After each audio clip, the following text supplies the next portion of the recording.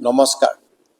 আপোনালোক নিশ্চয় অৱগত যে অসমত ইতিমধ্যে লোকপিয়ল 2027ৰ প্ৰস্তুতি আৰম্ভ হৈছে আৰু ই দুটা পৰ্যায়ত সম্পন্ন হ'ব। ইয়াৰে প্ৰথম পৰ্যায়ত গৃহ তালিকা আৰু গৃহ পিয়লত চলিত বৰ্ষৰ 17 আগষ্টৰ পৰা 15 ছেপ্টেম্বৰলৈ অনুষ্ঠিত হ'ব। এই সময়ছোৱাত চৰকাৰে নিযুক্তি দিয়া গণনাকাৰীসকল আপোনালোকৰ ঘৰলৈ যাব। এইবাৰ লোকপিয়লত প্ৰথমবাৰৰ বাবে স্ব-গণনাৰ সুবিধা দিয়া হৈছে। প্ৰথম পৰ্যায়ত 2 আগষ্টৰ পৰা 16 আগষ্টলৈকে আপোনালোকে নিৰাপদ স্ব-গণনা পৰ্টেলৰ জৰিয়তে নিজৰ তথ্য নিজে অনলাইন যোগে প্ৰদান কৰিব পাৰিব। স্ব-গণনাকাৰী নাগৰিকসকলৰ ক্ষেত্ৰত গণনাকাৰীয়ে আপোনালোকৰ স্ব-গণনা আইডি অৰ্থাৎ ছেল্ফ এনুমাৰেশ্যন আইডি সংগ্ৰহ কৰিব আৰু গৃহৰ অৱস্থান তথা প্ৰয়োজনীয় তথ্যসমূহ নিশ্চিত কৰিব। সেয়ে অনুগ্ৰহ কৰি আপোনালোকৰ স্ব-গণনা আইডি সহজে দেখুৱাব পৰাকৈ সাজু কৰি ৰাখিব।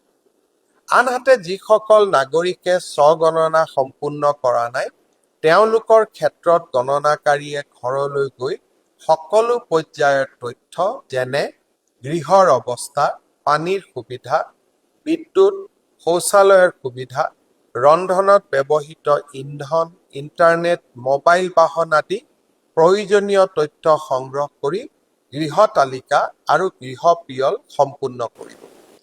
এই তথ্যসমূহে আমাৰ দেশৰ উন্নয়নমূলক পৰিকল্পনা অধিক ফলপ্ৰসূভাৱে প্ৰস্তুত কৰাত সহায় কৰিব। সেয়েহে সঠিক আৰু সম্পূৰ্ণ উত্তৰ দি গণনাকাৰীসকলক পূৰ্ণ সহযোগিতা আগবঢ়াবলৈ মই আপোনালোকক বিনম্ৰতাৰ সহকাৰে আহ্বান জনালোঁ। লোকপিয়ল আইন 1948 অনুসৰি আপোনালোকে প্ৰদান কৰা তথ্য সম্পৰ্কে সম্পূৰ্ণ গোপনীয়তা অৱলম্বন কৰা হ'ব।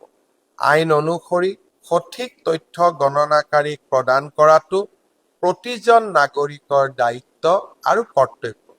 ইচ্ছাকৃতভাৱে ভুল তথ্য প্ৰদান কৰা বা লোকপিয়ল বিষয়াসকলক তেওঁলোকৰ কৰ্তব্য পালনত বাধা প্ৰদান কৰা কাৰ্যৰ বিৰুদ্ধে যথোচিত আইনগত ব্যৱস্থা আছে।